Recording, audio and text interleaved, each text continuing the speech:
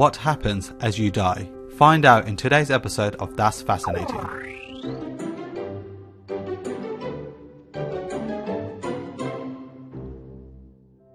As you can already tell, today's episode covers a different tone of topic that some may find uneasy to hear.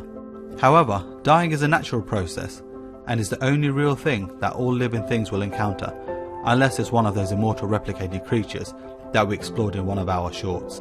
As we were once born, we will one day die. There was a past before us and there will be a future when we're gone. We don't remember our birth and we won't remember our death. The process of dying is like any other progressive process of our life cycle that our body navigates through.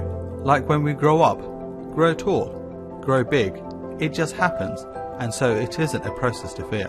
What we are exploring today is about natural death, otherwise known as old age or cardiac arrest, where the heart stops beating.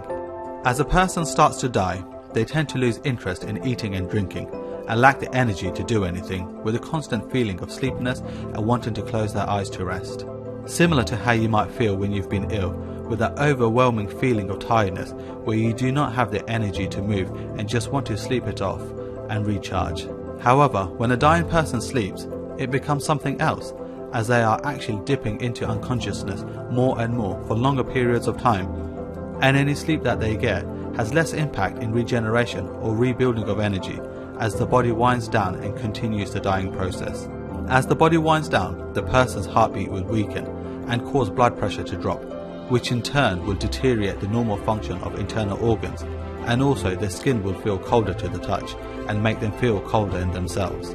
They will then gradually fall into deepening unconsciousness. In this state of unconsciousness, the breathing process is then taken over by the respiratory center in the brainstem. This state of breathing is heavy and noisy.